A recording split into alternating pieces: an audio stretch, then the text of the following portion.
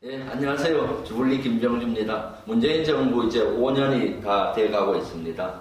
5년 동안 문재인 정부가 어떤 안보에 대한 성과가 있었는지에 대해서 얘기를 좀 나누어 보려고 합니다. 사실 그동안 문재인 정부가 안보 분야를 잘 해왔음에도 불구하고 그것이 제대로 평가가 되지 않았습니다. 그래서 오늘 이런 프로그램을 통해서 안보 분야가 얼마나 진척이 되고 발전했는지에 대해서 여러분들에게 말씀을 드릴까 합니다. 문재인 대통령님께서 국가유공자와 6.25 참전용사들을 모시고 90도 각도로 인사하면서 최대의 예우를 표하는 모습을 보고 문재인 대통령님의 진실성을 느낄 수가 있었습니다. 문재인 대통령은 홍범도 장군의 유해 송환식, 국가유공자에 대한 대우를 높이는 등 여러 가지 활동을 통해서 보훈의 가치를 아주 높인 대통령이기도 합니다. 2017년도만 해도 북한의 핵 미사일 발사 실험으로 한반도의 전쟁의 먹구름이 끼었죠. 의도는 두 가지로 봤습니다. 하나는 북한의 핵 완성이었습니다. 핵과 미사일은 실과 바늘과 같은 관계로 비유됩니다. 즉 핵 투발의 주 수단은 미사일인 것이죠. 2차 세계대전만 해도 핵 투발의 수단은 항공기였습니다. 그런데 항공기는 속도가 느리고 요격하기가 쉽습니다. 그래서 현재는 핵이나 대량 살상 무기의 투발 수단으로 미사일이 사용되는 것입니다. 북한은 그래서 핵실험과 미사일 시험 발사를 통해서 핵 완성을 목표로 했던 것으로 보이고요. 또 하나의 이유는 우리 대한민국과 미국 국제사회에 정치적인 메시지를 주기 위한 수단으로 또 활용이 됐습니다. 예를 들면 2017년 7월 4일 날 미사일 시험 발사를 한 적이 있죠. 이 7월 4일이 어떤 날입니까? 7.4 남북 공동성명 45주년이 되는 날이기도 했었고요. 미국의 입장에서는 독립기념일이기도 했습니다. 그렇게 해서 정치적인 메시지를 주고 주도권 확보를 위한 노력을 했던 걸로 보이고, 이러한 북한의 핵미사일은 대단히 위협적이었고 국제사회로부터 우려를 자아냈죠. 2017년도에 북한의 핵미사일 수준은 상당한 수준까지 올라갔다고 판단했습니다. 핵실험은 그때까지 6차에 걸쳐서 했죠. 그 중에 4차 핵실험은 수소탄 실험을 했습니다. 핵 소형화는 어느 정도 진척됐는지는 불명확했습니다.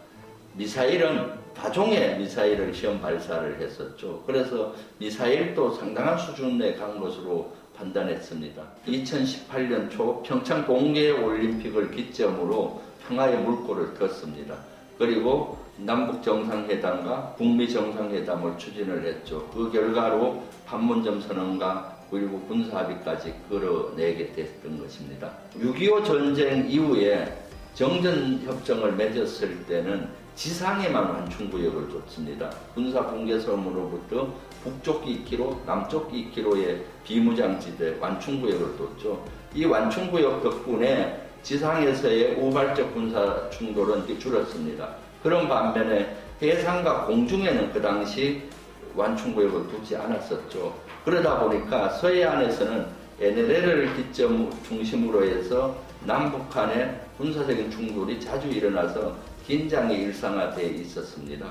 그리고 공중에서는 북한의 UAV, 무인기가 우리 지역에 침투해서 정찰하고 복귀하기도 했고 추락한 사례도 많습니다. 이와 같은 문제점을 해소하기 위해서 9.19 군사합의에서는 지상뿐만 아니라 해상과 공중에 완충구역을 둔 것입니다. 북한의 군사적 도발은 획기적으로 줄었고 긴장 국면에서 평화가 일상화되기도 했죠.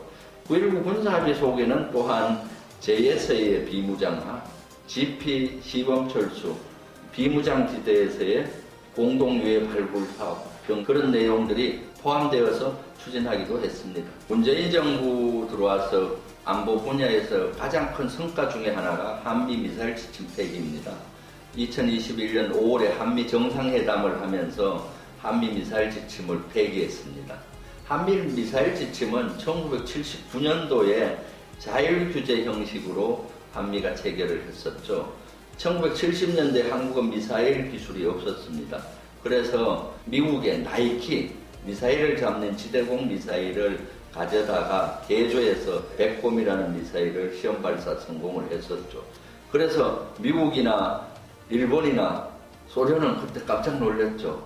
그런 상황에서 대한민국도 지대지 미사일을 더 발전시킬 필요가 있었습니다. 나이키를 개조한 백군 미사일은 지대지 미사일이긴 하지만은 지대공 미사일의 방법을 그대로 적용됐던 것입니다. 그러니까 비행기를 추적해가는 방법 그대로 이제 쭉 표적을 지시하는 형식의 지령 방식을 채택했었죠. 그러다 보니까 산악이 많은 우리 대한민국 지역에서는 미사일의 기술 고도화를 시킬 필요가 있었습니다. 그래서 미국에 제의를 해서 우리가 미사일 사거리 180km, 탄두 중량 500kg 이상은 만들지 않을 테니까 미사일 기술을 좀 전수해달라 해서 우리 스스로 자율 규제를 하는 지침을 만들었던 것입니다. 그래서 미사일 지침이 1979년도에 체결됐던 것이죠.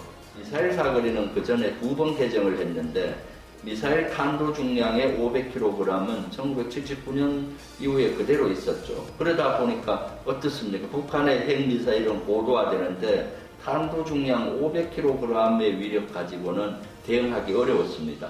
이를 잘 안 문재인 대통령님은 미국 트럼프 대통령을 설득을 해서 북한의 핵미사일에 대응하기 위해서 미사일의 탄도 중량을 제한을 해제해야 된다고 설득을 했죠. 그래서 미사일 탄도 중량이 2017년도에 해제가 됐습니다. 이러한 노력으로 미사일 전력이 획기적으로 강화되는 길이 열렸던 것입니다. 미사일 주권, 드론과 무인기 주권, 우주 주권이 확보됐습니다. 왜 세 가지 주권이 확보됐느냐? 미사일 지침 속에는 미사일 규제뿐만 아니라 무인기, 즉 드론의 제한사항이 있었고 우주 발사체에 대한 제한사항이 있었습니다. 즉 드론과 무인기는 무인기 탑재 중량을 2.5톤 이하로 하도록 되어 있습니다. 감시 정찰하는 카메라라든가 이런 장비만 탑재가 가능했던 것이죠. 폭탄이라든가 미사일을 장착하기 어려웠습니다. 이것이 해제됨으로써 보고 바로 타격할 수 있는 드론이나 미사일을 만들 수 있게 됐고 대형 드론 산업을 발전시키는 계기가 됐습니다. 그래서 미사일 지침 해제를 통해서 군사력의 증강뿐만 아니라 우주의 시대를 열 수 있는 길이 열렸다고 생각합니다. 문재인 정부 5년 동안은 국방력을 강하게 한가운데서 북한을 비핵하고 평화체제를 만들어 가야 되겠다는 생각을 했죠. 그래서 국방 예산을 많이 투입을 했습니다.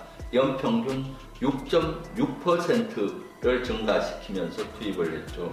과거 박근혜, 이명박 정부에서는 4 내지 5% 정도 증가시킨 것에 반해서는 많은 예산을 투입을 했습니다. 이런 노력으로 공군의 F-35 스텔스기라든가 공중급유기 등을 도입할 수가 있었고 해군에서는 도상 안창호함을 건조할 수가 있었고 많은 진척을 했죠.